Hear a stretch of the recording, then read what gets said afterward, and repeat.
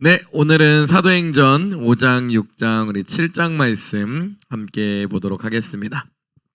네, 5장 말씀 보도록 하겠습니다. 특별히 5장 1절에서 우리 11절 말씀은 또 아나니아와 삽비라에 대한 내용입니다. 우리 4장 후반절에 이제 바나바라는 사람이 인물이 나왔는데요. 그 바나바와 대조되는 그 아나니아와 삽비라에 대해서 한번 말씀을 통해서 한번 보도록 하겠습니다. 네, 1절 말씀입니다. 아나니아라는 사람이 그의 아내와 아내 삽비라와 더불어 소유를 팔아 그 값에서 얼마를 감춤해 그 아내도 알더라 라고 얘기합니다. 아나니아라는 사람이 초대교회에 있었다라고 얘기하는 거죠. 그 아내 삽비라라는 사람이 있었는데 또 더불어서 함께 했다는 얘기입니다. 소유를 팔았대요. 그리고 나서 그 값을 얼마를 감추었다라는 거예요. 근데 이것을 이제 아내와 남편이 공범이란 것이 그 아내도 알았다라고 얘기하는 거죠. 둘이 서로 모의를 해서 더불어 소유로 땅을 팔았는데 그 얼마를 감췄다라고 얘기하고 있습니다. 그래서 2절 말씀 보면 얼마만 가져다가 사도들의 발 앞에 두었다라는 거죠. 그 소유를 팔아서 전부를 드린 것이 아니라 얼마를 감추고요.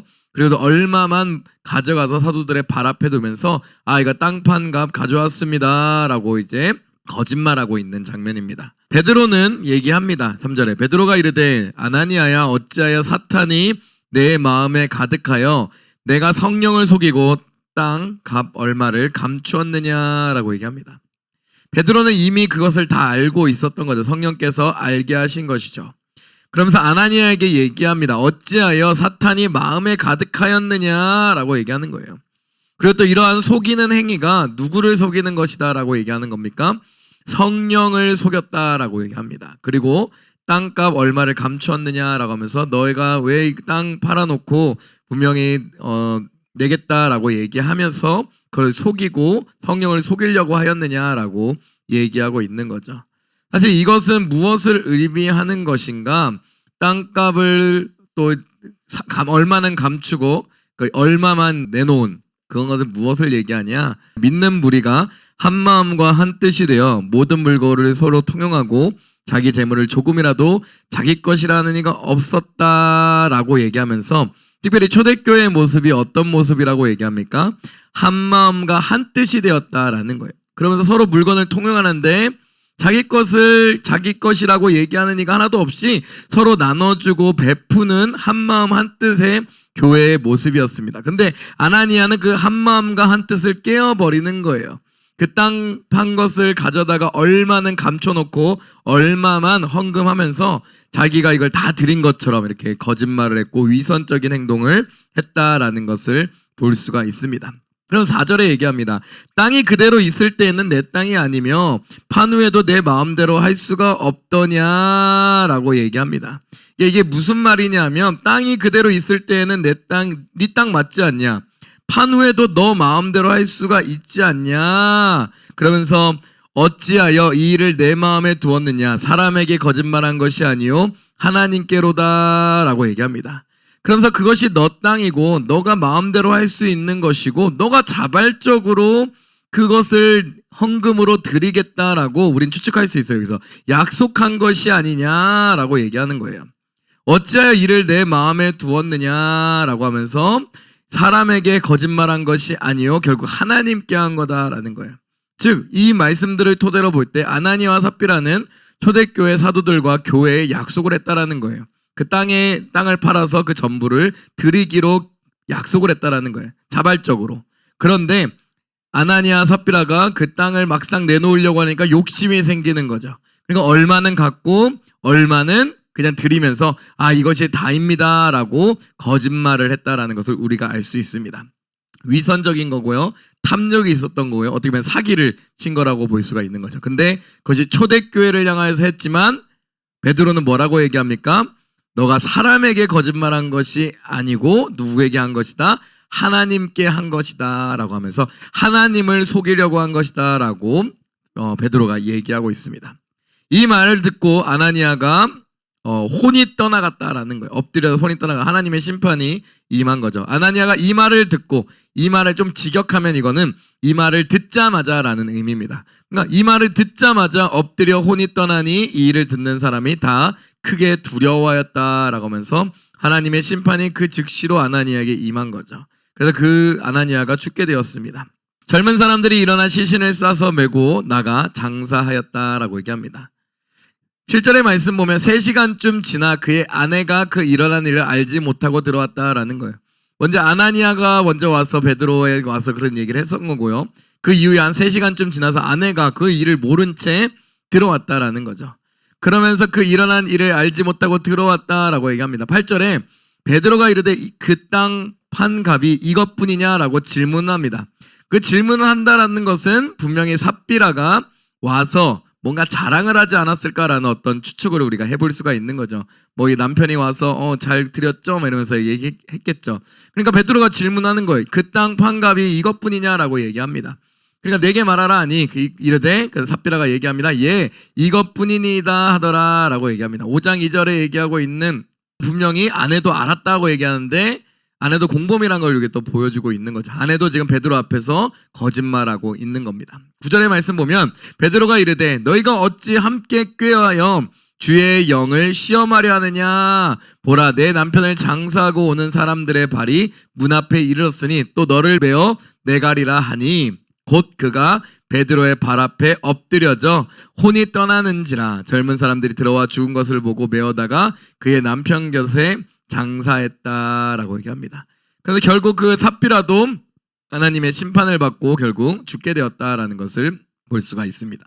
그러면서 이 소식이 교회 안에 알려지는 거죠. 그러면서 어떤 것이 있습니까? 한 마음과 한 뜻을 해치는 자들에 대해서 하나님께서 징벌을 내리시는구나라는 것을 그 교회가 알게 된 거죠. 온 교회와 이 일을 듣는 사람들이 크게 두려워할 수밖에 없는 거죠. 그러면서 얼마나 하나님이 이 교회가 한 마음과 한 뜻이 되어기를 원하시는가에 대해서 분명하게 보여주고 있다라고 우리는 알 수가 있습니다. 분명한 표적이 나타난 것을 볼 수가 있는 것입니다. 네, 그 다음 절 말씀 보도록 하겠습니다. 우리 12절부터 16절 말씀의 말씀 보면 사도들의 여러 가지 표적들이 나타나는 것을 볼 수가 있습니다. 사도들이 손을 통하여 민간의 표적과 기사가 많이 일어나매 믿는 사람이 다 마음을 같이하여 솔로몬 행각에 모였다라고 얘기합니다. 하나님께서 사도들의 손을 통하여서 일하시고 계신다라고 얘기합니다. 4장 29절 30절 말씀 보면 이렇게 기록되어 있어요. 이제도 그들의 위협함을 굽어보시옵고 또 종들로 하여금 담대히 하나님 말씀을 전하게 하여 주시오며 손을 내밀어 병을 낫게 하시옵고 표적과 기사가 거룩한 종 예수의 이름으로 이루어지게 하옵소서라고 기도하는 내용이죠. 특별히 30절에 손을 내밀어 병을 낫게 하시옵고 표적과 기사가 거룩한 종 예수의 이름으로 이루어지게 하옵소서라고 하면서 하나님께서 사도들의 손을 통하여서 일하신다라는 것을 볼 수가 있는 것이고요. 그리고 또 특별한 건 뭐냐? 또 이게 기도잖아요. 4장 29절 30절의 내용들이 기도인데 특별히 31절 빌기를 다음에 라고 하면서 이것이 기도다라고 보여주고 있는데 즉 사도들을 손에 통해서 역사하신 그 하나님은 사도들의 이 기도를 통하여서 일하신다라는 것을 또한 볼 수가 있는 것이죠. 즉 사도들의 이 기도함을 통하여서 하나님께서 응답하셔서 사도들의 손을 통하여 민간의 표적과 기사가 많이 일어났다라고 얘기합니다. 우리 2장 말씀 잠깐 한번 볼까요? 2장 사도행전 2장 22절 말씀 보면 이스라엘 사람들아 이 말을 들으라. 너희도 아는 바와 같이 하나님께서 나사렛 예수로 큰 권능과 기사와 표적을 너희 가운데 베푸사 너희 앞에서 그를 증언하셨습니다 라고 얘기하면서 예수님의 사역을 얘기하면서 예수님의 사역 가운데 표적과 기사가 일어났다라는 것을 얘기하고 있어요. 또 2장 43절에도 사람마다 두려워하는데 사도들로 말미암아 기사와 표적이 많이 나타났다라고 얘기하는 거죠. 예수님의 그 표적이 그대로 사도들에게 이어지는 것을 볼 수가 있습니다. 5장 12절로 마찬가지로 민간의 표적과 기사가 많이 일어났다. 예수님의 그 사역이 계속해서 이어져 가고 있다라는 것을 볼 수가 있는 거죠. 그러면서 하나님의 나라가 확장되고 이루어가는 이 교회의 모습을, 교회 공동체의 모습을 보여주고 있습니다. 그리고 이 교회 공동체가 어떻게 사람들이 어떤 마음으로 있냐? 믿는 사람이 뭐라고 얘기합니까? 다 마음을 같이 하였다라는 거예요. 그러니까 초대교회의 정말 중요한 특징 중 하나가 아까 4장 32절 믿는 무리가 한 마음과 한 뜻이 되었다. 5장 12절 믿는 사람이 다 마음을 같이하였다. 한 마음과 한 뜻, 한 마음으로 같이하였다라는 것을 분명하게 보여주고 있는 것이죠. 13절에 그 나머지는 감히 그들과 상종하는 사람이 없으나 백성이 칭송하더라. 솔로몬 행각 밖에 있는 어떤 다른 무리들을 지칭하는 거겠죠. 믿지 아직 아니하는 아직 유대교에 있는 사람들일 수도 있는 거고요. 이방인일 수도 있는 사람일 수도 있고요. 어쨌든 간 그 나머지 사람들은 감히 상종하지 않았지만 백성들은 이 교회 공동체를 보면서 뭐했다? 칭송하였다라는 거예요. 그러니까 백성들이 칭송하니까 14절에 믿고 주께로 나오는 자가 더 많아졌다. 점점 그 무리가 더해지는 거예요. 나오는 자가 특별히 수동태로 쓰였는데 누가 보내시는 거예요? 하나님께서 보내시는 거예요. 하나님께서 나오게 하시는 거죠. 믿고 주께로 나오는 자가 더 많으니 남녀의 큰 무리더라라고 하면서 계속해서 교회가 성장했다라는 것을 보여주고 있습니다.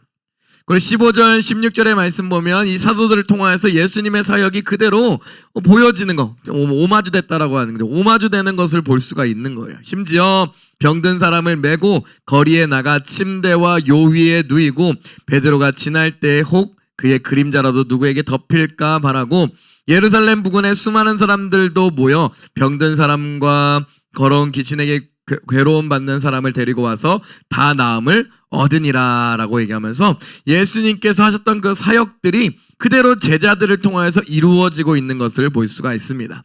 우리 마태복음 4장 말씀 한번 찾아보도록 할게요. 4장 23절 25절 말씀 보면 이렇게 기록되어 있습니다. 예수께서 온 갈릴리에 두루다니사 그들의 회당에서 가르치시며 천국 복음을 전파하시며 백성 중에 모든 병과 모든 약한 것을 고치시니 그의 소문이 온 수리아에 퍼진지라. 사람들이 모든 앓는 자 곧 각종 병에 걸려서 고통당하는 자 귀신 들린 자 간질하는 자 중풍병자들을 데려오니 그들을 고치시더라. 갈릴리와 데가볼리와 예루살렘과 유대와 요단강 건너편에도 수많은 무리가 따랐다라는 거예요. 예수님의 사역이 그대로 제자들에게 이어지는 것을 볼 수 있습니다. 우리 누가복음 말씀도 한번 찾아볼까요? 누가복음 4장 40절 말씀. 누가복음 4장 40절 말씀 보면 해질 무렵에 사람들이 온갖 병자들을 데리고 나오매 예수께서 일일이 그 위에 손을 얹으사 고치셨다라고 하면서 수많은 표적들이 예수님을 통하여서 일어났고 그 표적의 연속으로 사도들이 그대로 예수님의 그 표적들을 이어서 계속 하고 있는 것을 보여주고 있는 것입니다. 그래서 예루살렘 부근에 수많은 사람들도 모여 병든 사람과 더러운 귀신에게 괴로움 받는 사람들을 데리고 와서 다 나음을 얻었다라고 얘기하고 있습니다. 이러한 수많은 사람들이 점점 모이고 수많은 표적과 기사들이 일어나니까 그거에 대한 반대하는 사람들도 막 일어나기 시작하는 거예요. 그래서 17절 말씀 보면 사도들이 대제사장들에게 박해를 받는 모습들이 나옵니다. 17절 말씀이 있습니다. 대제사장과 그와 함께 있는 사람 즉 사두개인의 당파가 다 마음에 시기가 가득하여 일어나니 라고 얘기합니다.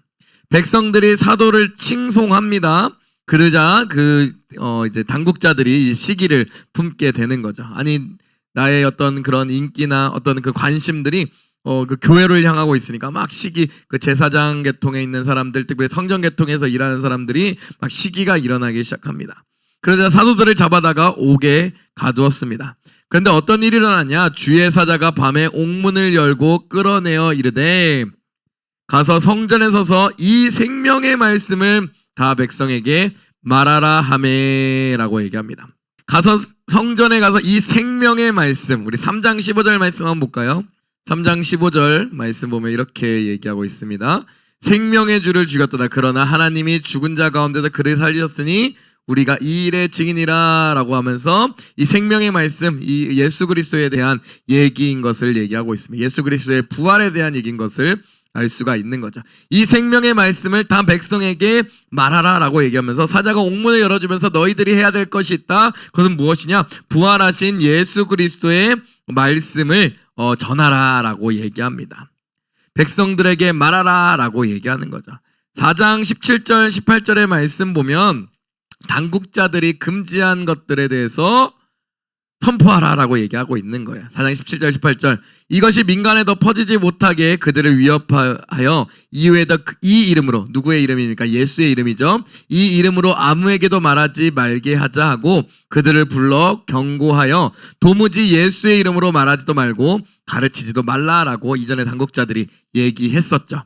근데 이제 사도들이 이제 그 옥문에 갇혀 있었지만 천사가 그 문을 열어주면서 이 생명의 말씀, 부활하신 예수 그리스도에 대한 이야기를 모든 백성에게 말하라라고 얘기합니다. 그들이 그 말을 듣고 새벽에 성전에 들어가서 가르칩니다. 즉시로 거의 들어갔다라는 걸 볼 수가 있는 거죠. 성전으로 들어가서 그 말씀을 가르칩니다. 4장 29절 말씀 보면 이렇게 기록되어 있습니다. 주여 이제도 그들의 위협함을 굽어보시옵고 또 종들로 하여금 담대히 하나님의 말씀을 전하게 하여 주시옵소서라고 얘기합니다.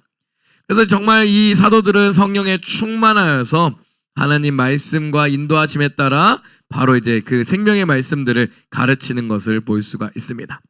대제사장과 그와 함께 있는 사람들이 와서 공회와 이스라엘 족속의 장로들을 다 모으고 사람들을 옥에 보내어 사도들을 잡아오라 하니 부하들이 가서 옥에서 사도들을 보지 못하고 돌아와 이르되 우리가 보니 옥을 든든하게 잠기고 지키는 사람들이 문에 서 있으되 문을 열고 본즉 그 안에 한 사람도 없더이다 하니 천사가 그 문을 열어서 다 보내줬죠. 그러니까 막상 가서 보니까 진짜 없는 거예요. 그러면서 그 놀란 것을 볼 수가 있습니다. 24절 성전 맡은 자 경비대장을 얘기하는 거겠죠.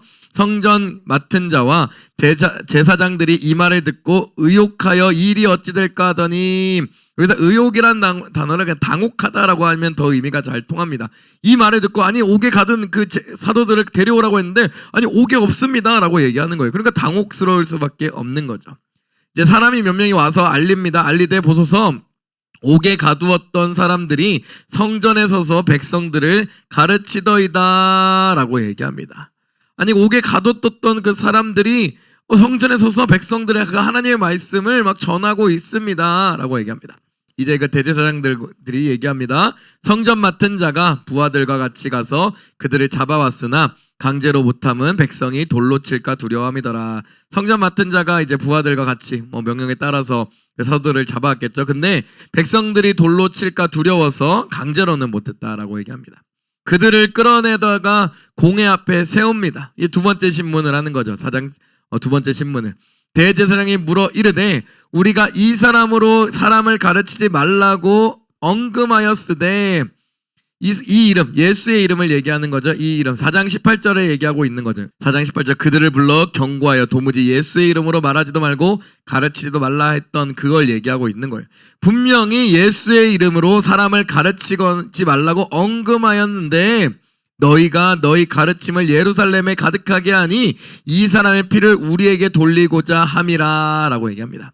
우리가 너희가 예수를 메시아 그리스도라고 얘기하는데 너희 절대 그 이름 가르치지 말라. 선포하지도 말라. 왜? 그 가르침을 꼭 선포하게 되면 결국 그 잘못이 우리에게 있다고 얘기하는 것이 아니냐라고 그 대제사장들이 베드로에게 얘기하고 있는 겁니다. 그러면서 근데 그런 말에 이제 베드로가 대답을 합니다. 베드로와 사도들이 대답하여 이르되 사람보다 하나님께 순종하는 것이 마땅하니라 라는 거예요. 그러면서 사람보다 하나님께 순종하는 것, 진리의 말씀을 선포하는 것이 마땅하다라고 얘기합니다. 여기서 중요한 의미가 있는 것입니다. 대제사장들은 지금 누구를 두려워합니까? 하나님을 두려워하는 것이 아니라 사람을 두려워하고 있는 모습을 보여주고 있는 거죠. 근데 베드로와 사도들은 사람을 두려워하는 것이 아니라 누구를 두려워합니까? 하나님을 두려워하고 있는 것입니다. 그러니까 정말로 누가 진리의 말씀을 가졌는가에 대해서 우리는 판단해 볼 수가 있는 것이죠. 30절에 계속 베드로가 얘기합니다. 너희가 나무에 달아 죽인 예수를 우리 조상의 하나님이 살리시고 일으키시고 이스라엘에게 회개함과 죄사함을 주시려고 그를 오른손으로 높이사 임금과 구주로 삼으셨느니라 라는 거예요. 예수님을 하나님께서 부활시키셨는데 다시 일으키셨는데 부활하게 하신 이유가 뭐다라고 31절에 얘기합니까? 회개함과 죄사함을 주기 위하여서 그를 부활시키셨다라고 얘기합니다. 그리고 그를 오른손으로 높이셨습니다. 그리고 임금을 삼아주셨습니다. 임금이 무엇입니까? 임금, 세상의 주인을 얘기하고 있는 거죠. 세상의 진정한 통치자는 누구다라는 거예요? 하나님 예수님이다라는 거예요. 마태복음 28장 18절에도 이 부분에 대해서 언급해 있죠. 한번 찾아볼까요? 예수께서 나와 말씀하여 이르시되 하늘과 땅의 모든 권세를 내게 주셨다. 하늘과 땅의 모든 권세는 누가 가지고 계시다? 예수 그리스도가 가지고 계시다라는 거예요. 그래서 그를 오른손으로 높이사 임금을 삼으셨고요. 세상의 구주로 삼으셨다라고 얘기하고 있는 겁니다. 그러면서 고백하는 것이 무엇이냐? 이 예수 그리스도에 대한 이 죽음과 부활의 증인이 있다라는 거예요. 증인은 바로 누구다? 우리다라고 얘기합니다. 우리는 이 일의 증인이다라고 얘기하고 있는 거예요. 한번 말씀 찾아볼까요? 사도행전 2장 33절 말씀입니다. 사도행전 2장 32절과 33절 말씀 보도록 할게요. 이 예수를 하나님이 살리신지라 우리가 다 이 일의 증인이로되 하나님이 오른손으로 예수를 높이심에 그가 약속하신 성령을 아버지께 받아서 너희가 보고 듣는 이것을 부어주셨느니라 하면서 우리가 이 일의 증인이다 라고 얘기합니다. 또 3장 15절 말씀도 보도록 할까요? 사도행전 3장 15절 생명의 주를 죽였도다. 그러나 하나님이 죽은 자 가운데 그를 살리셨으니 우리가 이 일의 증인이라 라고 고백하는 것을 볼 수가 있습니다. 그래서 우리가 이 일의 증인이요 라고 하면서 이 모든 일, 예수 그리스도 그 메시아심 되신 것을 우리가 증인이다 라고 해요. 다 보았다 라고 얘기합니다. 하나님이 자기에게 순종하는 사람들에게 주신 성령도 그러면서 우리가 이 일의 증인일 뿐만 아니라 성령도 이 일의 증인이시다라는 것을 얘기하는 거예요. 성령이 친히 증언하고 계시다라고 얘기하고 있는 겁니다. 우리 4장 8절 말씀 한번 볼까요? 4장 8절 말씀. 이에 베드로가 성령에 충만하여 백성의 관리들과 장로들에게 설명하고 있는 예수 그리스도의 죽음과 부활에 대해서 얘기하고 있는 거죠. 그러면서 성령도 이것의 친히 증인이 되신다라는 거예요. 즉 왜 그러냐? 베드로가 이때 성령에 충만하여 얘기하는 것이 베드로의 능력에서 나온 게 아니다라고 성경은 얘기하고 있습니다. 그 참고 말씀 누가복음 12장 11절과 12절 또 누가복음 21장 14절에서 15절의 말씀 보면 이러한 신문을 받거나 이러한 고난의 상황 때에 입술에 그 말을 주시는 분이 누구다라고 성경은 증언하고 있어요. 성령이시다라고 얘기합니다. 그러므로 베드로와 여러 사도들이 이 일의 증인일 뿐만 아니라 성령도 마찬가지로 이 일의 증인이시다라고 얘기하고 있는 것입니다. 33절 말씀 보면 그들이 듣고 크게 노하여 사도들을 없이하고자 할세. 자꾸만 말하지 말라고 하는 예수에 대한 이름을 내놓을 뿐만 아니라 예수가 그리스도시고 메시아고 세상의 구원자이시다라고 계속 얘기하니까 듣기 싫은 거예요. 신성모독처럼 느껴지고 듣기 싫은 겁니다. 자기의 잘못이 막 드러나고 있는 거예요. 그들이 듣고 크게 노하여 사도들을 없이하고자 합니다. 그때 바리새인 가말리엘이 등장을 합니다. 가말리엘은 누굽니까? 우리가 일반적으로 성경에 사도 바울의 스승이었고요. 역사적으로 보면 유명한 그 랍비 중 하나인 힐렐의 손자입니다. 힐렐의 손자.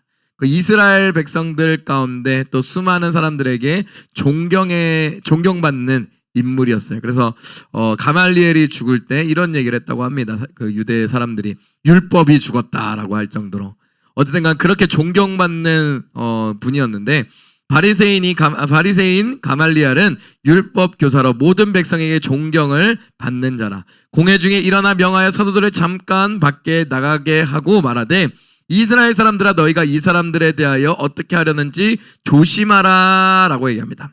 이 지혜로운 가말리엘은 이거에 대해서 얘기하고 있는 거. 이런 일에 대해서 조심하여라. 너희가 하는 일에 대해서 조심하여라 라고 얘기합니다. 그러면서 이제 과거의 예시를 듭니다. 이전에 드다가 일어나 스스로 선전함에 사람이 약 400명이나 따르더니 그가 죽임을 당함에 따르던 모든 사람이 흩어져 없어졌다라고 얘기합니다. 드다라는 그 사람이 스스로를 선전하면서 스스로를 메시아라고 얘기했는데 수많은 한 400명 정도 따랐는데 결국 그가 죽임을 당했고요. 그 이후에는 사람들이 흩어져 없어지지 않았느냐. 그 후 호적할 때 갈릴리의 유다가 일어나 백성을 깨어 따르게 하다가 그도 망한즉 따르던 모든 사람들이 흩어졌다. 우리 과거의 예시를 볼 때 자신이 메시아다라고 했던 사람들이 몇몇 있었는데 그들이 등장하고 그들이 죽고 나서는 아무것도 그 뒤에 제자들이나 그 뒤에 추종자들이 흩어지고 없어지지 않았느냐. 그 예시를 들면서 쭉 얘기합니다. 이제 내가 너희에게 말하노니 이 사람들을 상관하지 말고 버려두라. 이 사상과 이 소행이 사람으로부터 났으면 무너질 것이다. 과거의 예시들을 볼 때 만약에 이것이 사람으로부터 난 것이면 없어질 것이다. 근데 만약에 생각해보자. 39절. 만일 하나님께로부터 났으면 너희가 그들을 무너뜨릴 수도 없을 뿐만 아니라 도리어 하나님을 대적하는 것이 되니까 내비두어라 라고 가말리엘이 얘기를 하고 있습니다. 만약에 이 제자들이 12사도들이 전하는 그 메시지들이 잘못된 것이고 거짓된 것이었으면 얼마 안 가 사장될 것이다 라고 얘기하는 거예요. 그러나 우리는 이 결과에 대해서 분명히 알고 있습니다.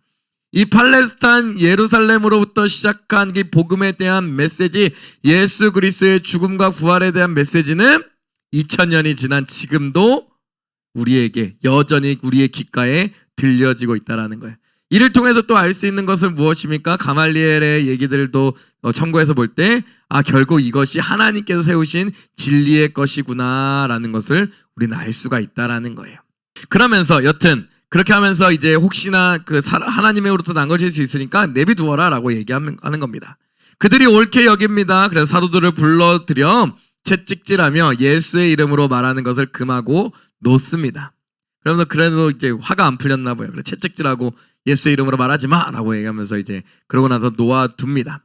41절 42절 말씀 보면 이 핍박 가운데 12제자들 사도들의 반응이 나옵니다. 사도들은 그 이름을 위하여 능욕받는 일에 합당한 자로 여기심을 기뻐하면서 공회 앞에 떠나리라 라고 얘기합니다. 이 핍박에 대해서 뭐라고 얘기하는 거? 이 핍박이 왔다라는 것은 내가 지금 예수 그리스도를 잘 전하고 있구나, 잘 믿고 있구나라는 증표다라고 여겼다라는 거예요. 그래서 그들이 날마다 성전에 있든지 집에 있든지 예수는 그리스도라고 가르치기와 전도하기를 뭐하지 않았다? 그치지 아니하였다라고 얘기하고 있습니다.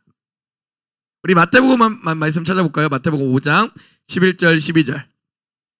5장 11절 12절 이렇게 얘기합니다. 나로 말미암아 너희를 욕하고 박해하고 거짓으로 너희를 거슬려 모든 악한 말을 할 때에는 너희에게 복이 있나니 기뻐하고 즐거워하라. 하늘에서 너희의 상이 큼이라. 너희 전에 있던 선지자들도 이같이 박해하였느니라 라고 얘기하고 있죠. 또 말씀 찾아볼까요? 누가복음 6장 22절 23절입니다.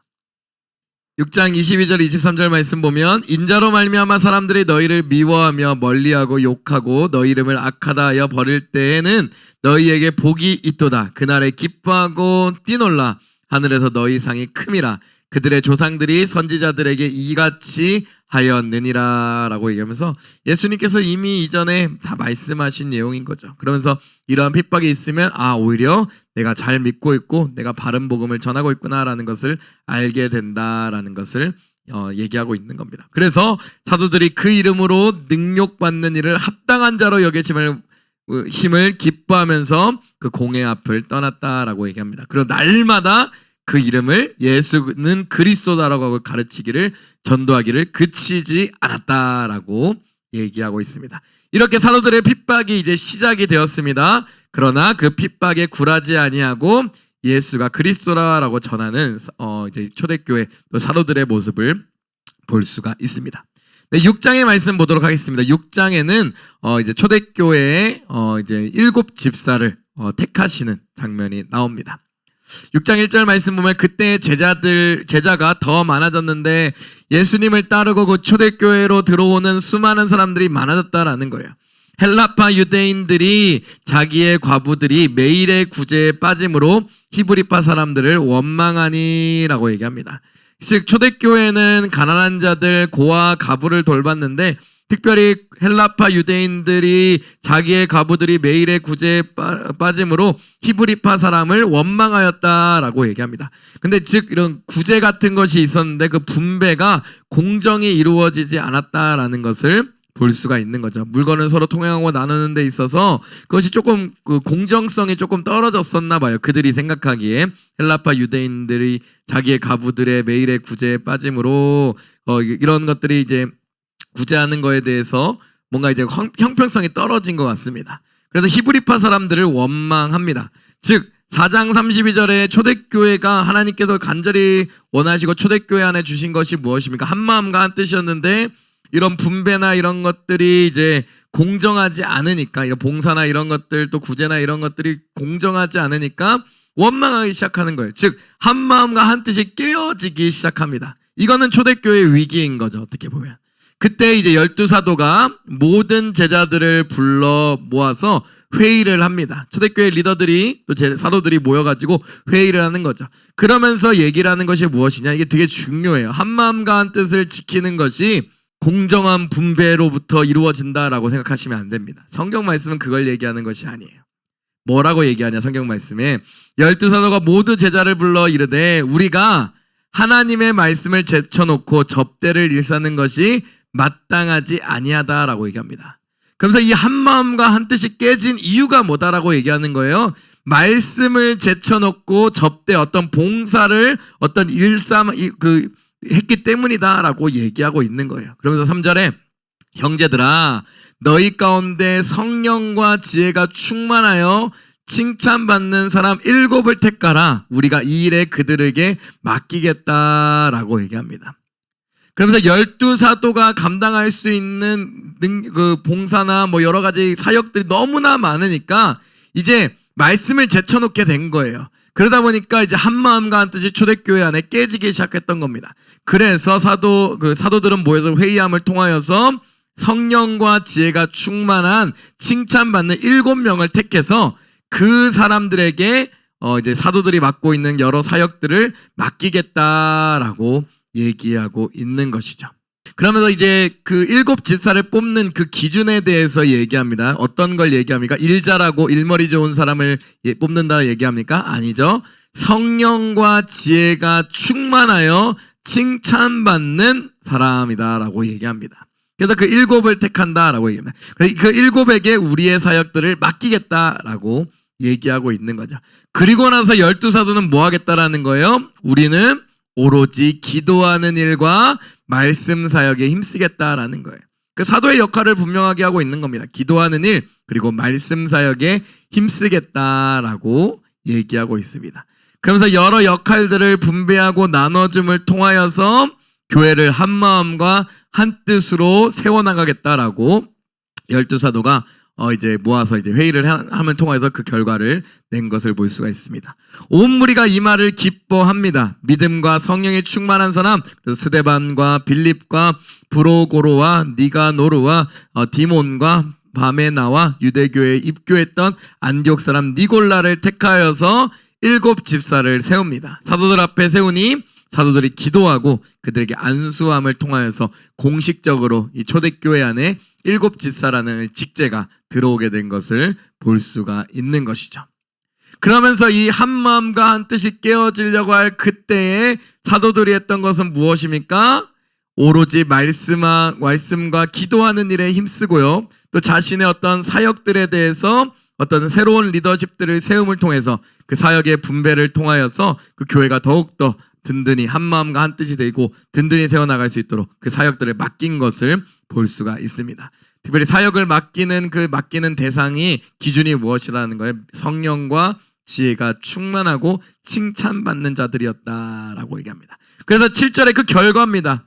정말 그 어떻게 보면 6장 1절에는 한마음과 한뜻이 막 깨어지려고 교회 안에 한마음과 한뜻이 깨어지려고 합니다. 그러나 이런 하나님의 인도하신 가운데 그 사도들은 말씀과 기도에 전념하고 또 그 7 집사들은 사도의 역할을 맡아서 도와주는 통하여서 결과적으로 어떤 일이 일어났냐? 7절에 하나님의 말씀이 뭐 했다라는 거예요? 점점 왕성하여졌다라는 거예요. 그리고 예루살렘에 있는 제자의 수가 더 심히 많아졌다라는 거예요.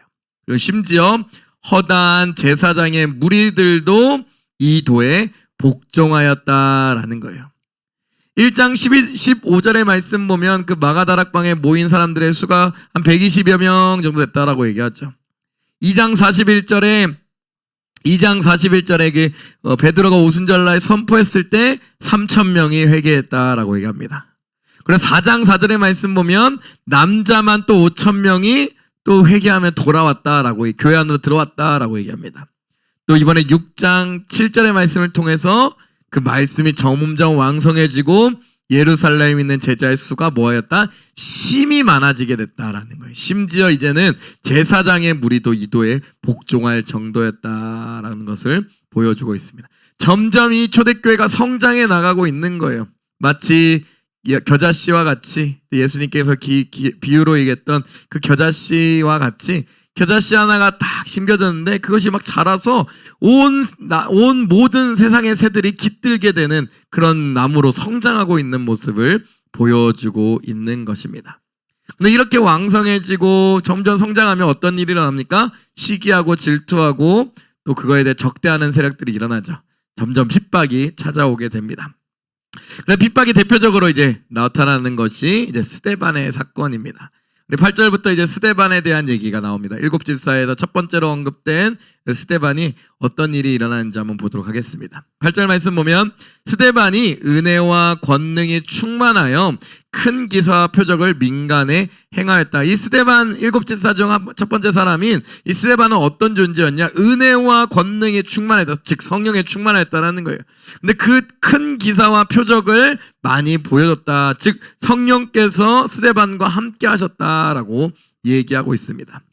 이른바 자유민들, 즉 구레네인들, 알렉산드리아인들, 길리기아와 아시아에서 온 사람들의 회당에서 어떤 자들이 일어나 스데반과 더불어 논쟁을 합니다. 여러 가지 논쟁을 하는 사건들이 일어나요. 근데 스데반이 지혜와 성령으로 말함으로 그들이 능히 당하지 못하였다라는 거예요. 근데 사람들이 이 스데반에 대해서 정말 이제 나쁜 마음을 품은 것 같습니다. 사람들을 매수하여 말하게 하되 이 사람이 모세와 하나님을 모독하는 말을 하는 것을 우리가 들었노라게 하고 하면서 거짓 증인들을 내세워가지고 이 스데반의 잘못을 막 얘기하고 있습니다. 백성과 장로와 서기관들을 충동시켜 와서 잡아가지고 공회에 이르러 거짓 증인들을 세우니 이르되 이 사람이 거룩한 곳과 율법을 거슬려 말하기를 맞이 아니하는도다. 그의 말에 이 나사렛 예수가 이곳을 헐고 또 모세가 우리에게 전하여 준 규례를 고치겠다 함을 우리가 들었노라 라고 얘기하면서 거짓 증인들을 내세워서 모세와 하나님을 모독하는 말을 했다라고 거짓 증언하고요. 또 거룩한 것, 즉 성전을 얘기하는 거죠. 13절에 율법을 거슬려 말하기를 맞이 아니하는도다. 성전과 하나님의 말씀을 거슬러 얘기했다라고 거짓 증언하고요. 또 나사렛 예수에 대한 얘기를 하면서 나사렛 예수가 이 성전을 헐고 다시 짓겠다라는 것처럼 모세가 우리에게 전하여준 규례를 교치고 성전을 헐어버리겠다라고 막 얘기했습니다라고 하면서 거짓 증언들을 내세워서 스데반이 이런 신성 모독하는 말들을 했습니다라고 거짓 증언을 공회 앞에서 합니다. 공회에 끌려가서 이렇게 신문을 스데반이 받고 있는 거예요. 공회 중에 이제 앉은 사람들이 다 스데반을 주목하여 보는데 그 얼굴이 뭐와 같았다라고 얘기합니까? 천사의 얼굴 같더라. 그러니까 성령에 충만하여서 그 얼굴 가운데 평안과 기쁨과 은혜가 있었다라는 것을 볼 수가 있는 거죠. 이 표현을 통해서 스데반이 어떤 모습이었다라는 걸 보여주고 있는 거예요. 성령에 충만하며 하나님과의 그 관계가 친밀한 관계였다라는 그 사실을 보여주고 있는 거예요. 신문 가운데서도 하나님께서 주신 평강 가운데 거했다라는 것을 보여주고 있는 거죠. 이제 신문 가운데 이제 대제사장이 이제 스데반에게 얘기합니다. 아니, 스데반을 향해서 얘기하는 거예요. 스데반, 지금 이 증인들이 이런 얘기를 하는데 이것이 다 사실이냐라고 얘기합니다. 그 말에 스데반이 이제 7장 전체가 이제 스데반의 그 설교에 대한 내용입니다. 쭉 그 전체 부분이 스데반에 대한 내용이에요. 그래서 이 설교를 하기 시작하는 거 차근차근 설명을 합니다. 스데반이 이르되 여러분 부형들이여 라고 하면서 이 점잖게 얘기하고 있는 거죠. 들으소서. 그러면서 이제 아브라함과 이삭과 야곱의 이야기를 합니다. 그러면서 이것을 통해서 얘기하고 싶은 것이 무엇이냐? 스데반은 이스라엘 백성들은 하나님께 지극히 사랑을 받는 선민이다라는 걸 얘기하고 싶어하고 있어요. 이 설교의 내용을 통해서. 그러면서 이제 한번 보도록 합시다. 우리 조상 아브라함이 하란에 있기 전 메소보다미아 있을 때 영광의 하나님이 그에게 보여 이르되 내 고향과 친척을 떠나 내가 내게 보일 땅으로 가라 하시니 아브라함이 갈대아 사람의 땅을 떠나 하란에 거하다가 그의 아버지가 죽음에 하나님이 그를 거기서 너희 지금 사는 이 땅으로 옮기셨느니라.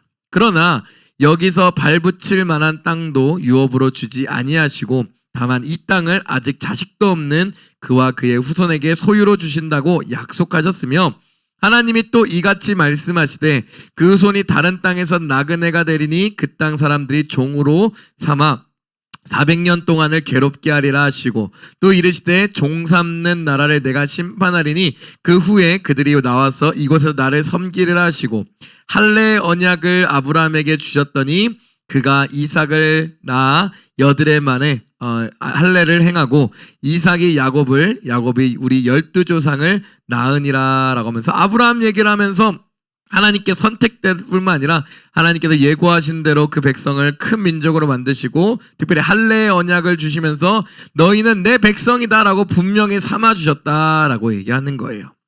그리고 나서 이제 9절부터 이제 쭉 요셉 이야기가 나옵니다.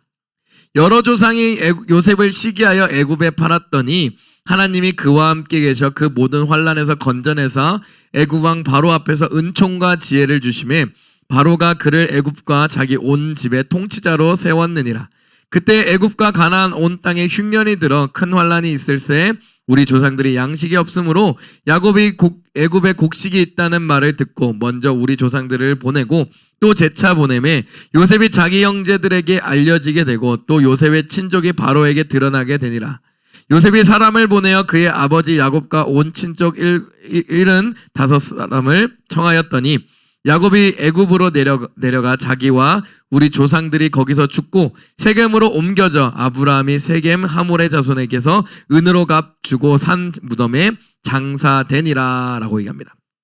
그래서 요셉 이야기를 통하여서 그 하나님께서 아브라함에게 얘기했던 그 언약들이 어떻게 차근차근 성취가 되어지는 것인지 보여주고 있어요. 이 성취가 된다는 건 뭐예요? 하나님의 백성임이 계속해서 증거가 되는 거예요. 그래서 이 출애굽 이야기로 넘어갑니다. 출애굽 이야기 17절 말씀 보면 하나님이 아브라함에게 약속하신 때가 가까움에 이스라엘 백성이 애굽에서 번성하여 많아졌다라고 얘기합니다. 출애굽기 1장 7절 말씀 보면 그 이스라엘 백성이 애굽 땅에서 완전히 이제 고센 땅에서 완전히 그 큰 민족을 이뤘다라고 얘기하고 있어요. 그래서 하나님의 아브라함에게 약속하신 그 약속들이 이루어진 것입니다. 그런데 어떤 일이 일어나냐? 그 아브라함에게 약속하셨던 그 예언대로 이스라엘 백성을 400년 동안 종 삼는 일이 나타납니다.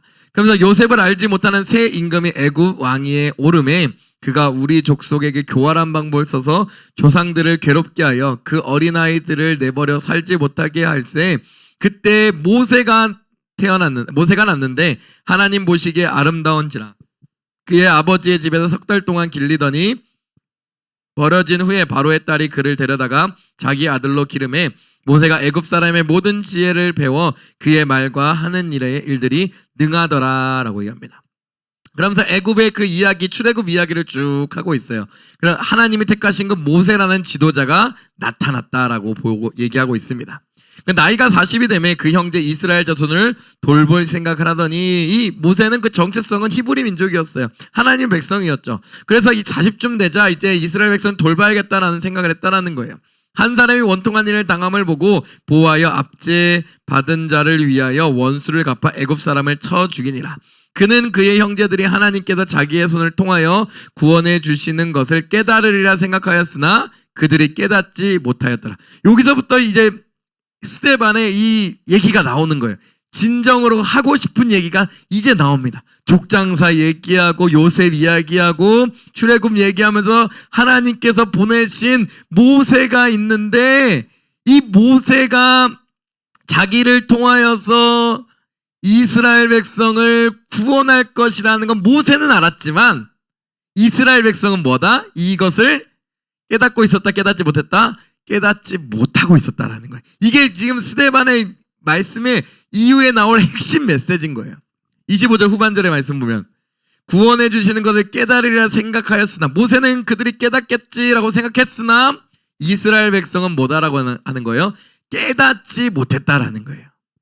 이튿날 이스라엘 사람끼리 싸울 때 모세가 와서 화해시키려고 하여 이르되 너희는 형제인데 어찌 서로를 해치느냐 하니 그 동물을 해치는 사람이 모세를 밀어뜨려 이르되 누가 너를 관리와 제사장으로 우리 위에 세웠느냐? 내가 어제는 애굽 사람을 죽임과 같이 또 나를 죽이려 하느냐 하니 모세가 이 말 때문에 도주하여 미디안 땅에서 나그네 되어 거기서 아들 둘을 낳으니라. 그러면서 이스라엘 백성이 모세를 거부함을 통해서 결국 모세가 광야로 쫓겨나가고 거기서 이제 40년간 이제 그 광야 생활을 했다라고 얘기하는 거죠. 그 미디안 생활을 했다라는 거죠. 근데 40년이 찼습니다. 다시 하나님께서 모세를 부르신다라는 거예요.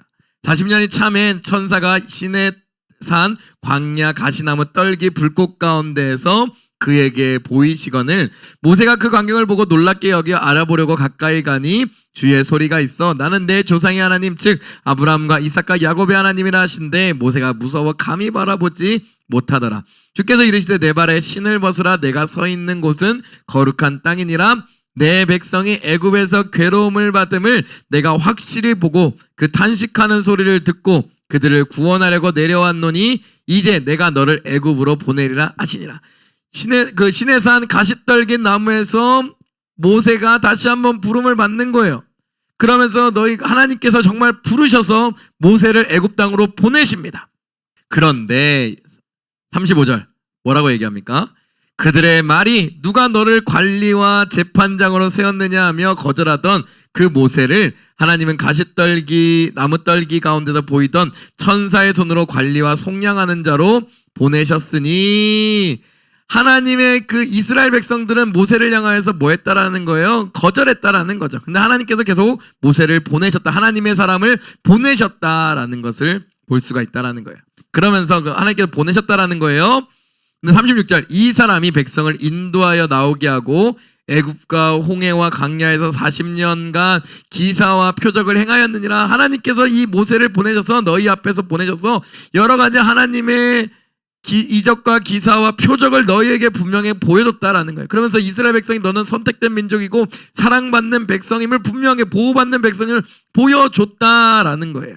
이스라엘 자손에 대하여 하나님이 너희 형제 가운데서 나와 같은 선지자를 세우라 하던 자가 곧 이 모세니라 라고 하면서 이 모세를 얘기하고 있는 거죠. 여기 또 특별히 신명기에 언급했던 것을 얘기하면서 나와 같은 선지자를 세우라 하던 자가 곧 이 모세라. 그럼 모세도 이미 이전 그 신명기 말씀을 통해서 이후에 모세와 같은 선지자가 나타날 것에 대해서 예언했다. 어쨌든 하나님께서 보내신 그 사람이 모세다라는 걸 얘기하는 거예요. 또 모세는 또 어떤 존재냐? 시내산에서 말하던 그 천사와 우리 조상들과 함께 광야교회에 있었고 또 살아있는 말씀을 받아 우리에게 주던 자가 이 사람의 살아있는 말씀 즉 그 하나님의 말씀을 얘기하는 거예요. 특별히 여기서는 모세가 전달했던 모세 오경의 말씀을 얘기하고 있는 거죠. 살아있는 그 하나님의 말씀을 우리에게 주던 자가 바로 이 모세다라는 거예요.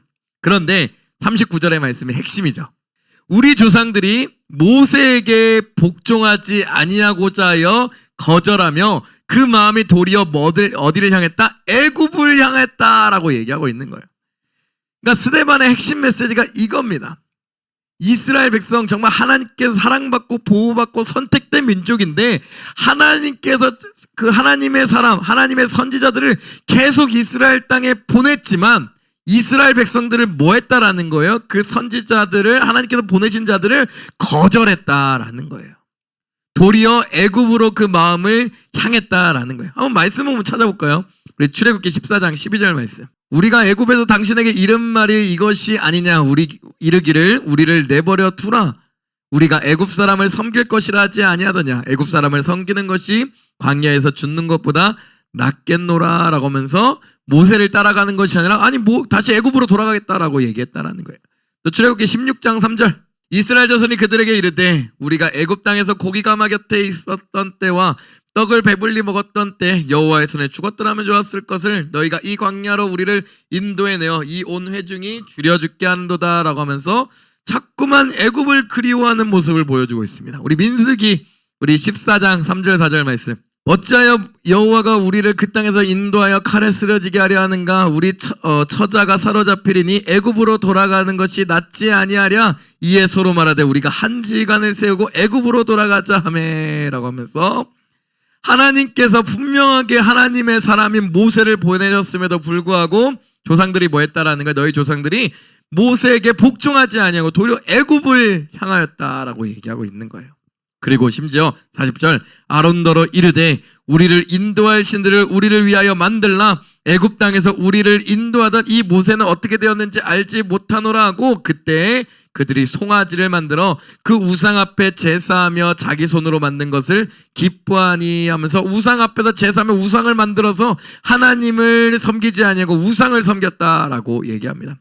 하나님께서 선택받은 백성, 하나님의 보호하심을 받은 백성, 너희의 조상들이 그러하다라고 스데반이 얘기하고 있는 거예요.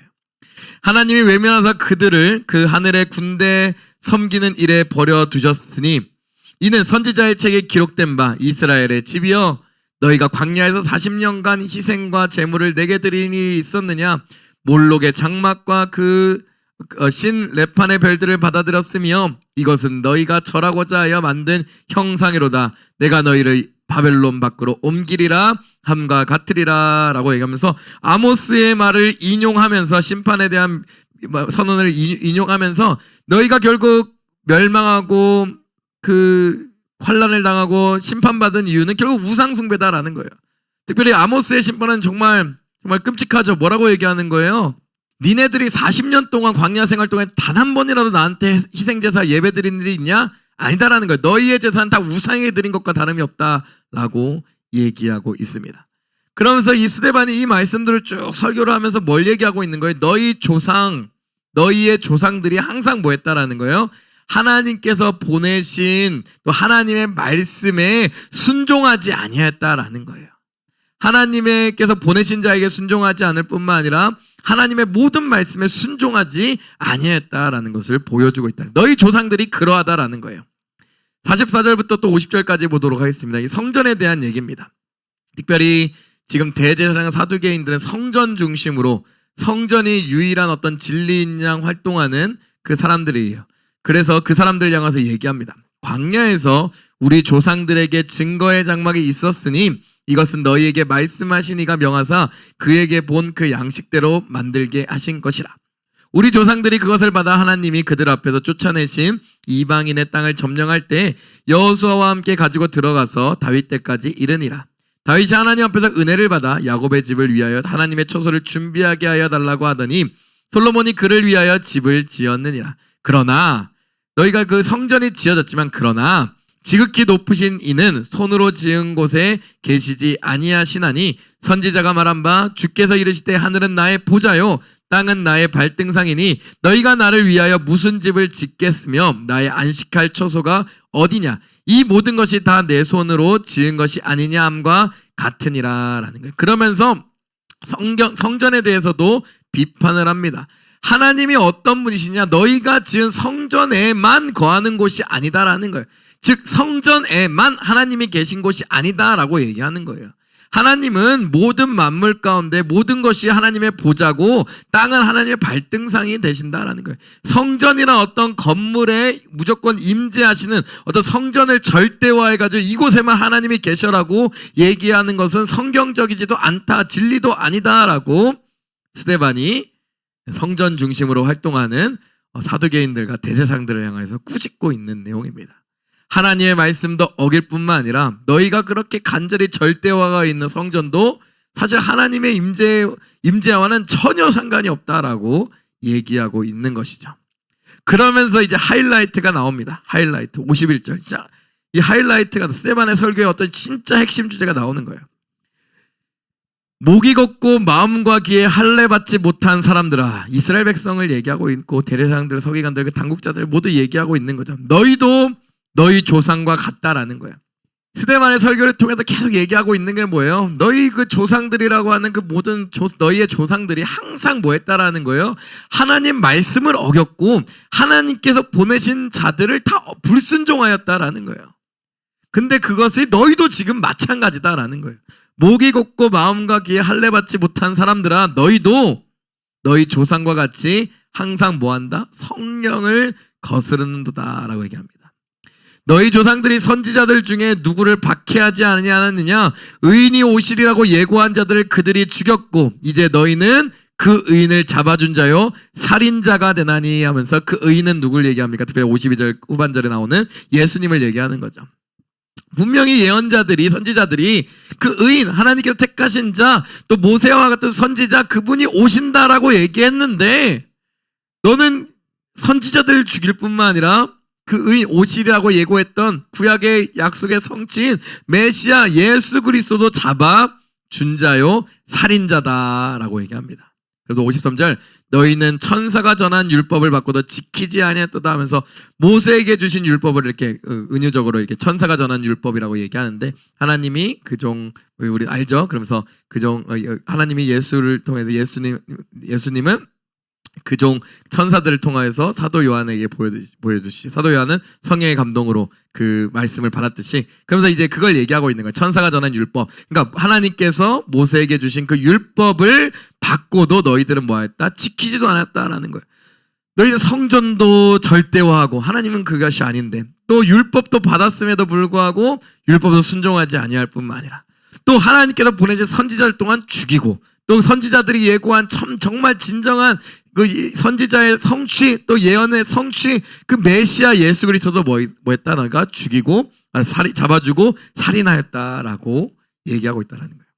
스데반은 이러면서 이제 이스라엘 백성의 이 잘못들을 다 낱낱하게 지적을 하고 있습니다. 그 얘기를 듣는 대제사장과 서기관들 또 사내들인 공회원들은 화가 날 수밖에 없는 거죠. 그 설교를 듣자마자 54절부터 보면 스데반의 설교를 들은 사내들인 공회원들의 이제 반응이 나옵니다. 54절 그들이 이 말을 듣고 마음에 찔려 그를 향하여 이를 갈거든 이라고 얘기합니다. 54절에 마음에 찔려라고 하는 단어가 사실 이 단어 우리가 봤습니다. 우리 2장 37절의 말씀 보면 그들이 이 말을 듣고 마음에 찔려 베드로와 다른 사도들에게 물어 이르되 형제들아 우리가 어찌할꼬 하거늘 이라고 합니다. 마음에 찔려라고 둘 다 동일하게 표현되어 있는데 사실 헬라어로는 다른 단어입니다. 37절의 마음에 찔려는 마음에 구멍이 나다라는 의미로서 사용되는 헬라어고요. 7장 54절의 마음이 찔려라는 단어는 어떤 단어냐? 톱질하다라는 단어예요. 톱질하다라는 단어예요. 이게 뭐냐 하면 분개하고 있는 단어입니다. 분개하고 있는 단어. 그러니까 그 2장의 말씀 보면 이 결과가 다르죠. 마음에 찔려도 회개하지만 7장에서는 마음에 찔려서 스데반을 죽여버리죠. 단어 자체도 달라요. 그래서 마음에 찔리다 2장에 있는 마음에 찔리다는 마음에 구멍이 나다라는 뜻이고요. 그 7장에 있는 건 마음에 찔리다 톱질하다라는 마음에 톱질을 하다라는 단어인데 요게 조금 더 이제 누가복음을 사도행전에 쓴 누가의 의도를 통해서 보면 이거 이사야의 죽음과 조금 연결이 있습니다. 이사야가 므낫세 왕에 의해서 톱질당하면서 죽는 거죠. 그러면서 스데반의 어떤 죽음과 같이 순교를 예고하고 있는 것인데 마음에 찔려 그 마음에 분개가 일어나기 시작하네요. 분노가 일어나기 시작합니다. 그를 향하여 그 다음에 또 동일한 비슷한 단어를 얘기하는 이를 갈았다라고 얘기하는 거예요. 지금 스데반의 이 말을 듣고 지금 마음에 막 톱질을 분개하고 있고 막 이를 갈고 있는 거예요. 근데 이 두 단어 마음에 찔리다 이를 갈다 헬라어로 보면 이게 미완료 시제입니다. 그러니까 점점 그 스데반의 설교를 자꾸만 계속 듣다 보니까 마음의 격분까지 이르게 된 거예요. 점점 막 화가 나기 시작한 거예요. 막 지금 이제 공회원들이 지금 스데반의 설교를 듣자 마음에 엄청 화가 났어요. 점점 막 분노가 쌓여져 나가고 있습니다. 그때 스데반이 한마디를 딱 합니다. 55절 스데반이 성령에 충만합니다. 성령에 충만해요. 스데반이 이렇게 설교할 수 있었던 그 모든 것은 성령에 충만하였기 때문인 거죠. 누가복음 12장 11절로 12절 또 21장 14절로 15절의 말씀 보면 그렇게 신문당하고 잡혀갈 때 그 입에 그 하나님의 말씀과 그 대답할 능력들을 주시는 분이 누구다라고 얘기합니까? 성령이라고 얘기해요. 스데반이 이렇게 설교할 수 있었던 이유는 성령에 충만해서입니다. 그리고 더 나아가서 스데반은 성령에 충만하여 환상을 보게 됩니다. 어떤 환상입니까? 하늘을 우러러 주목하여 하나님의 영광을 보고요. 그리고 하나님 보좌 우편에 서 계신 예수 그리스도를 보게 됩니다. 하나님의 영광과 예수께서 하나님의 우편에 서신 것을 보고 이제 그 사내들인 공회원들에게 얘기를 합니다. 이것이 사내들인 공회원들의 분노를 폭발시키게 만들었죠. 말하되 보라 하늘이 열리고 인자가 하나님 우편에 서신 것을 보노라 한대라는 거예요. 이 인자는 누구를 칭합니까? 다니엘서에 이제 그 나오는 그 인자를 얘기하는데 그 인자가 결국 예수 그리스도라는 걸 우리는 알 수 있습니다. 그 예수 그리스도가 하나님 우편에 서셨다라고 얘기하는 거야. 하나님 우편에 계시다라고 얘기하는 거죠. 그 얘기를 듣자 유대 당국자들이, 사내들인 공회원들이 어떻게 생각합니까? 예수님도 신문할 때 예수님을 향하여 사내들인 공회원들이 뭐라고요? 너가 살아계신 그 하나님의 아들이냐? 라고 얘기할 때 예수님이 뭐라고 얘기하니까 내가 그다라고 얘기하시죠. 그 얘기랑 동일하게 스데반도 그 자리에서 고백하고 있는 거예요. 하나님 보좌 우편에 앉아 계신 예수 그리스도를 제가 지금 보고 있다라고 얘기합니다. 그들이 느끼기에 뭐예요? 신성모독하는 말을 듣고 있는 거예요. 그러니까 그들이 이제 폭발을 한 겁니다. 57절. 그들이 큰 소리를 지르며 귀를 막고 일제히 그에게 달려들습니다. 큰 소리를 지르며 귀를 막는다라는 얘기예요. 신성모독하는 그 말을 듣기 싫다라고 막 소리 지르고 귀를 막고 그 얘기는 듣기도 쉽다 하면서 막 소리 지르고 귀를 막는 장면이에요. 그러면서 그에게 일제히 달려들었다라는 거예요. 그리고 흥분해가지고 광분해가지고 그 성 밖으로 내쳐갑니다. 그 끌고 나가는 거죠. 그리고 나서 뭐 했습니까? 돌로 쳐버립니다. 스데반이 예고했던 것처럼 항상 스데반은 먼저 성령에 충만하여서 이런 설교를 했어요. 근데 그 유대인들은 또 하나님을 잘 믿는다, 하나님의 백성이다라고 자랑하는 그들은 항상 성령을 거스려 하나님의 말씀도 거부할 뿐만 아니라 하나님께서 보내신 그 선지자들도 다 돌로 쳐 죽이는 것을 보고 있습니다. 과거에도 그랬고요. 스데반 이 시대에도 지금 이러고 있는 모습을 보여주고 있는 거죠. 성 밖으로 내치고 돌로 칠세라고 얘기하면 돌로 친 거예요. 증인들이 옷을 벗어 사울이라는 청년의 발 앞에 두었다라는 거예요. 사울, 우리 유명한 사람이죠. 사도 바울, 이후에 사도 바울로 등장하는 사람인데 이 사울이 등장을 합니다. 사울이라는 청년이었다라고 얘기하죠. 발 앞에 두었다라는 거예요. 이 청년이라는 단어 보면 한 25세에서 35세 사이에 어떤 청년 그 단어가 쓰였는데 아마 그때쯤 나이였던 것 같아요. 사도 바울 이때는 사울이었죠. 사울이. 그러면서 이제 그들이 돌로 스데반을 치니 스데반이 부르짖습니다. 그러니까 돌로 맞는 가운데서도 스데반의 모습을 우리는 보면서 어떤 모습인지 어떤 스데반이 어떤 모습을 보여주는지 볼 수 있는데 59절 말씀 보면 이제 그들이 사내들인 공회원들이 스데반을 칩니다. 돌로 막 치고 있는 거예요. 그때 스데반이 뭐하냐? 부르짖습니다. 그런데 이르되 주 예수여 내 영혼을 받으시옵소서라고 얘기합니다. 이 모습은 예수님의 모습과 정말로 유사합니다. 예수님이 십자가에서 뭐라고 얘기합니까? 하나님 제 영혼을 받아주시옵소서라고 고백하죠. 근데 이제 스데반은 하나님이 아니라 예수님께 주 예수여 내 영혼을 받으시옵소서라고 얘기하면서 예수님을 향한 그 믿음을 변치 않는 것을 보여주고 있습니다. 그리고 나서 두 번째로 뭐하냐? 무릎을 꿇고 크게 불러 이르되 주여 이 죄를 그들에게 돌리지 마옵소서라고 얘기합니다. 이것도 예수님을 닮은 거죠. 예수님도 그 십자가상에서 뭐라고 얘기했습니까? 이들을 용서하여 주십시오. 이들이 그들의 죄를 알지 못하나이다 라고 고백했죠. 스데반도 예수님의 그 기도와 예수님과 동일하게 하나님 예수님께 내 영혼을 부탁드린다 라고 얘기할 뿐만 아니라 자기를 돌로 치는 그 자들의 죄를 용서해 달라고 충고하고 있는 모습을 볼 수 있습니다. 이를 통하여서 이 스데반은 성령에 충만하여서 누구를 지극히 닮아가고 있는 거예요? 예수 그리스도를 지극히 닮아가는 모습을 볼 수가 있는 것이죠. 지극히 예수 그리스도를 닮아가는 모습을 볼 수가 있다는 것. 이것이 또 사도행전에서 얘기하는 성령의 충만함인 것입니다. 성령의 충만은 무엇이든 다른 것이 아니다라는 거예요. 스데반이 성령의 충만에 말씀 전하고 여러 가지 했지만 죽음을 앞둔 그 순간에도 누구를 닮아갔다라는 거예요? 예수 그리스도를 닮아갔다라는 거예요. 성령 충만이란 것이 바로 그걸 결국 이제 또 사도행전을 통해서 볼 수 있는 것은 무엇이다? 바로 성령의 충만은 결국 예수님을 닮아가는 것이다라는 거예요. 그리고서 이제 스데반이 이제 순교를 합니다. 이 말을 하고 잤다라고 하는데 이제 죽음에 대한 완곡한 누가의 표현인 거죠. 그래서 이 잔다라는 표현은 무엇을 또 상정하고 있는 거예요? 장차 주님께서 재림하실 그날에 부활할 것에 대해서 기대를 담고 있는 표현인 거죠. 그래서 이 말을 하고 잤다라고 하면서 스데반이 끝까지 성령에 충만하여서 예수 그리스도의 닮은 모습으로 예수님께서 가신 그 십자가의 길을 완주하여서 초대교회의 첫 순교자로 이름을 올리게 되는 이 초대교회의 역사를 우리에게 보여주고 있는 것입니다. 네, 그러면서 우리 한 가지 얘기를 하면 성령의 충만함, 바로 그것은 무엇이다? 바로 예수 그리스도를 닮아가는 삶이다. 우리 모두가 성령에 충만하여 예수 그리스도를 닮아가는 우리 모두가 되기를 예수님 간절히 축원하고 기도드립니다. 아멘. 주기도문 하심으로 우리 신약 강해 마치도록 하겠습니다. 하늘에 계신 우리 아버지여, 이름이 거룩히 여김을 받으시오며 나라가 임하시오며 뜻이 하늘에서 이루어진 것 같이 땅에서도 이루어지이다.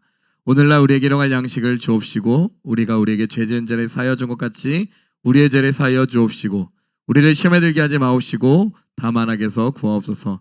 대개 나라와 권세와 영광이 아버지께 영원히 있사옵나이다. 아멘.